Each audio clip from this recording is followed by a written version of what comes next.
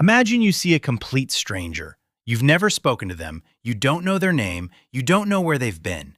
Now imagine walking straight up to them and pressing your open mouth against theirs.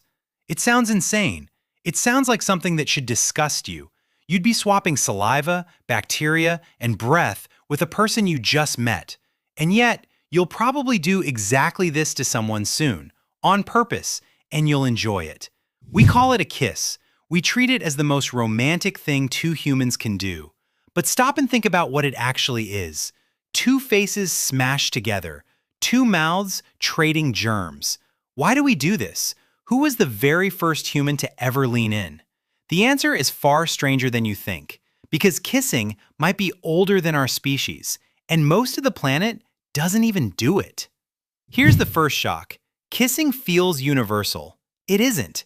In 2015, anthropologists studied 168 different human cultures. They went looking for the romantic kiss. Lips on lips, mouth on mouth. They found it in fewer than half of them, only 46%. In huge parts of the world, mouth kissing was simply unknown, not forbidden, just never invented. And in some cultures, people found it revolting. When outsiders first saw Europeans kiss, they were horrified. You put your mouths together? You share each other's spit? To them, it wasn't love. It was disgusting. So sit with that. Kissing is not a human instinct. It is not written into all of us. It's a habit, a learned one. Which makes the real question even bigger.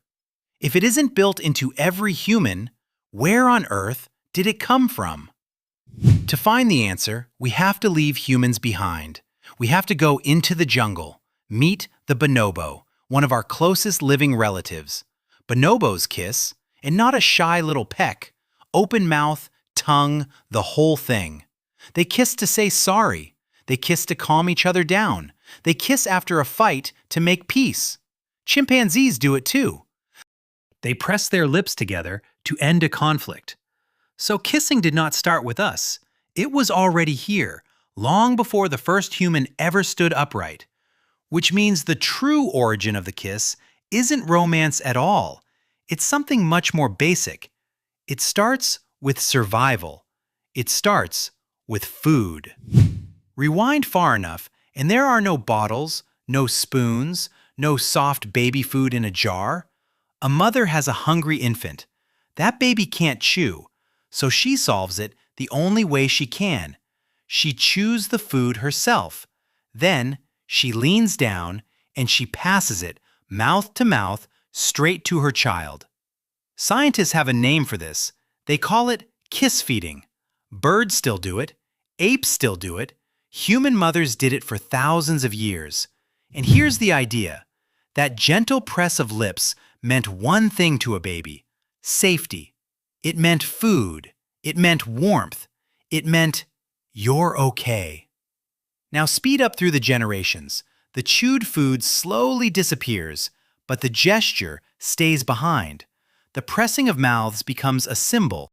Care with no meal attached. Comfort stripped down to its purest form. That may be the true birth of the kiss, not desire, a mother keeping her child alive. Now let's jump forward to real, recorded humans. For a long time, everyone agreed on one story. Kissing was invented in ancient India around 1500 BCE, written into old sacred texts. It was a neat, tidy answer. Then, in 2023, that answer fell apart. Researchers went back to clay tablets from ancient Mesopotamia, writing older than the pyramids of Egypt. And there it was, pressed into the clay. 4,500 years ago, people were already kissing. Not politely, romantically, sexually. The tablets describe lovers leaning in, and they describe it as normal, ordinary, every day. So kissing wasn't invented in one country, it was already everywhere. But those same tablets hid something darker. The Mesopotamians had noticed a pattern. Kissing spread sickness.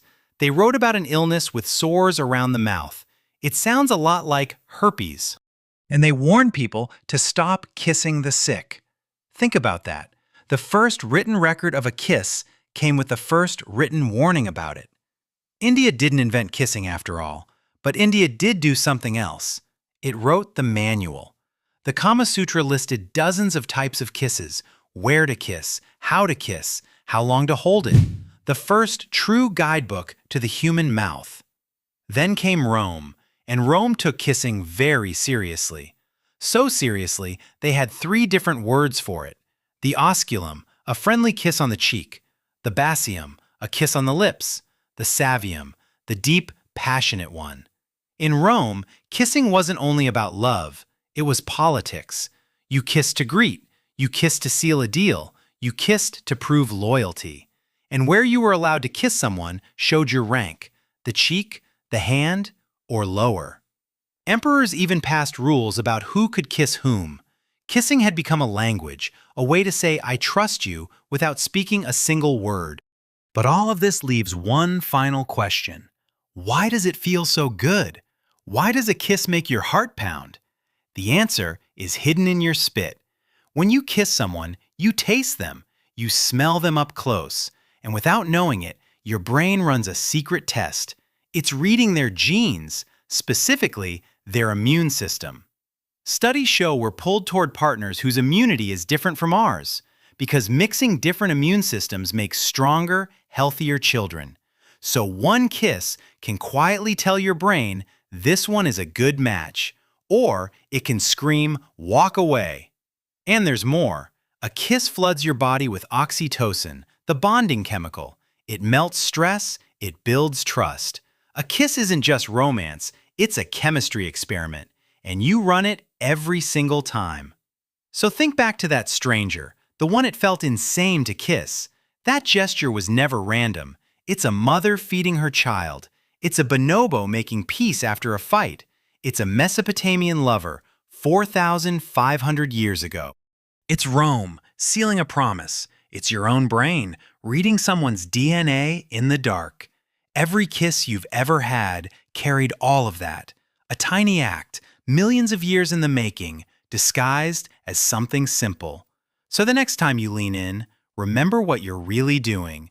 You're not just kissing someone, you're performing one of the oldest rituals on Earth.